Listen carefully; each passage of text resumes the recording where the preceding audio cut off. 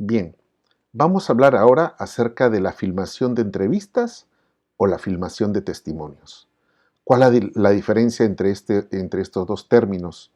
¿Estamos hablando de lo mismo? ¿Estamos hablando de cosas diferentes? Podrían hacer cosas parecidas, pero quizás el testimonio sea una entrevista con mayor profundidad, con mayor calidad, con mayor nivel de empatía con el personaje. Y esto es muy importante para nosotros que queremos hacer un cine diferente, un cine donde la gente de los pueblos originarios pueda expresar su yo interno y se visibilice frente al país.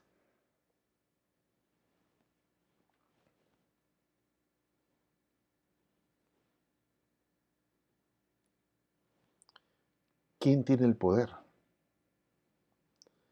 Fíjense, por años a las comunidades amazónicas han llegado muchos profesionales, periodistas, cineastas, de todo tipo, para hacer películas, tesis, investigaciones, publicaciones, fotografías.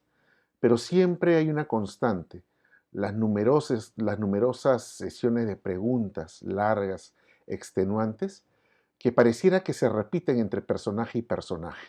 Prácticamente pareciera lo mismo. En ellas se realizan diálogos sobre cosas más bien cotidianas, información eh, cuantitativa, pero la relación con los personajes, con los abuelitos, las abuelitas, los señores, las señoras a quienes se entrevista, siempre es superficial. La dimensión humana de los personajes queda un poco relegada. Entonces es una forma de instrumentalización, prácticamente como si fuesen un objeto de estudio. Cuando he tenido la oportunidad de filmar en zonas remotas, he tratado de cuidar este detalle, porque el buen cine no puede considerar al poblador nativo como un objeto de estudio, tiene que considerarlo como una persona en el mismo nivel, porque es así. Ya lo decía el cineasta argentino Miguel Mirra, que cuando hacemos un documental se trata de dos simples seres humanos relacionándose y ambos construyen la historia. Para mí es así, ambos construyen la historia. Por respeto al personaje no puedo hacer lo que yo quiero. Consulto con el personaje, le pregunto si está bien esto, si está bien lo otro, si el diálogo le parece bien, si le gustaría que vaya todo el diálogo o hay cosas que no quiere que salga. Siempre por respeto tengo que tener esa relación. Y hasta en el momento de hacer la entrevista, fíjense ahí, estoy con una señora del pueblo Paniyan, del sur de la India, una de las últimas sobrevivientes de su pueblo, creo que son 200 habitantes de ese pueblo, y para verme con ella, para entrevistarme, es una señora pequeñita, ¿no?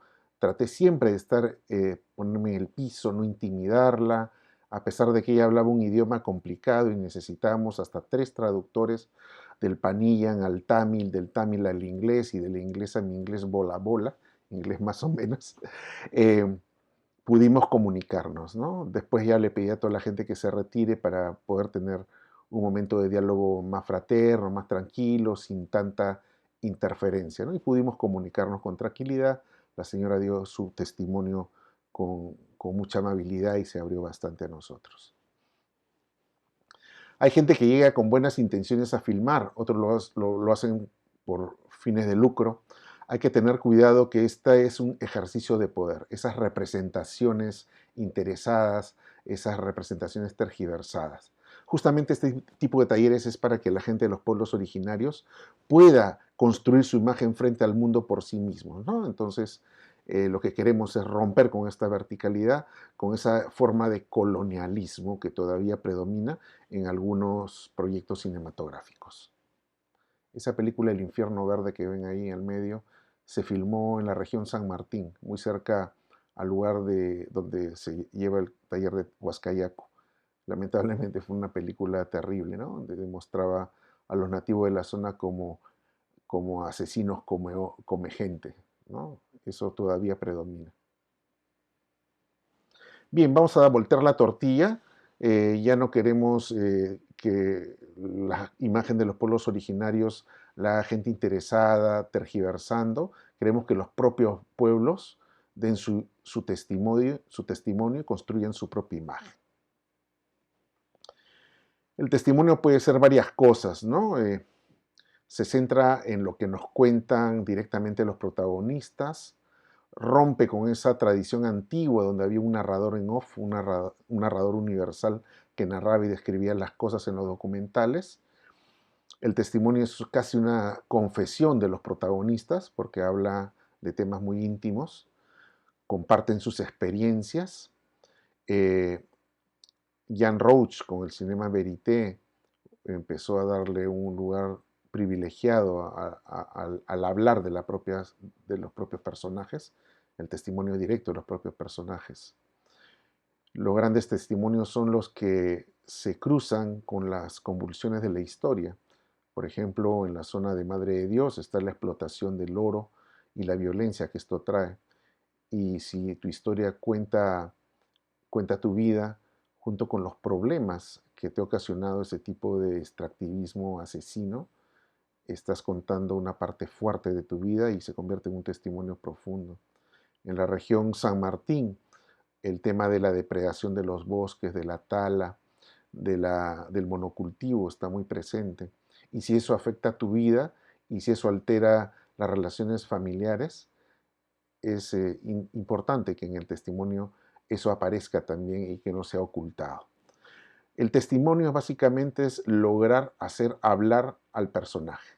Si logramos hacer que hable, estamos cumpliendo con ese gran objetivo del testimonio, que es compartir ese sentir interno, el yo interno, esas verdades que es difícil a veces que salgan a la luz.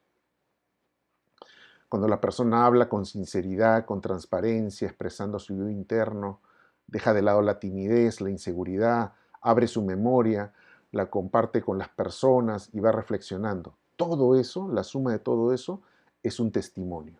Es un paso más allá de la simple entrevista. Pero para alcanzar este objetivo tenemos que dejar de lado las partes técnicas de la cámara, de las luces, del sonido. No, tenemos que aprender a relacionarnos con las personas. Y relacionarse implica replantear quizás una forma tradicional de trabajo en el mundo audiovisual, ¿no? Que es llegar, prender la cámara y directamente preguntar las cosas de una manera prácticamente impositiva y violenta. Ven por ahí a las niñas Amahuaca que están haciendo su película sobre la vida de la viejita más viejita de su comunidad en Nuevo San Martín, y para hacerlo todas se pusieron una flor en el pelo, llegaron a hablar con la abuelita, se sentaron con ella, le hicieron sentir cómoda, feliz, porque la abuelita nunca había sentido que la gente se interesara en ella, y nos contó muchísimas cosas en la primera película que hicieron los propios Amahuaca. Fíjense, dentro de la comunicación podemos decir que este es un modelo de comunicación diferente. Lo llamamos modelo de comunicación relacional, donde dos interlocutores, tanto los realizadores como el personaje, se juntan, dialogan para construir un mensaje, que es su testimonio. Y los dos tienen sus propios intereses. El realizador quiere hacer una buena película, bien filmada, lograr un testimonio con profundidad, y el personaje, el otro interlocutor, busca compartir su historia de vida para que la gente la conozca y para no ser invisible, ¿no? Y esta historia, este testimonio tiene que ser contado con claridad, ser comprensible por la gente, y al final va a ser útil a la comunidad. Qué bonito sería que las personas que estuvieron en esa migración desde la zona del río Marañón hasta el actual asentamiento de Huascayacu cuenten lo que costó trasladarse, ¿no? Las razones por las cuales realmente salieron de su comunidad. De repente fueron conflictos internos, el viaje que debe haber sido un viaje epopéyico, ¿no? Poder narrar todas esas aventuras en el viaje, llegar al nuevo lugar y de repente el desencanto no era lo que esperaban y buscar otro lugar, y todo lo que costó organizarse hasta lograr la comunidad que actualmente habita. Este modelo relacional, de comunicación relacional, es lo que nosotros usamos durante muchos años y es lo que promovemos para que los realizadores, desde una perspectiva intercultural, desde una perspectiva humanista, apliquen en su trabajo. Stefan Kaspar, el productor de Gregorio, Juliana, del grupo Chasqui, fue mi primer productor hace muchísimos años, hace casi 30 años. Y él me decía que para hacer un documental había que elegir muy bien al personaje, eso era clave. Tienes que elegir un personaje que hable con claridad, que sea interesante, que tenga sus lados brillantes y sus lados oscuros también. No hay que negar que los personajes tienen contradicciones y al mostrar sus contradicciones vas a mostrar realmente a un ser humano, ¿no? Es tener toda una historia detrás que se muestra en el relato. Este personaje tiene que generar empatía, tiene que crear puentes con el espectador que ve el cortometraje y demostrar en acciones lo que dice, ¿no? Puedes decir, yo protejo la naturaleza, pero tiene que verse que protege la naturaleza, ¿no? Si no se ve, entonces es simplemente un discurso que no tiene mucho sentido. Es más, preferiría que no se diga nada y que demuestre con acciones lo que realmente piensa y que la gente saque su propia conclusión. Y también debe transmitir emoción, ¿no? Hay emociones mucho más intensas, hay otras menos intensas. Entonces, si tengo que elegir entre dos personajes, el que tenga la mayor cantidad de estas características será el que podamos elegir y que nos va a servir, de repente su testimonio va a servir para conocer mucho más o interiorizar más la historia de la comunidad o sobre el tema del cual queremos hablar.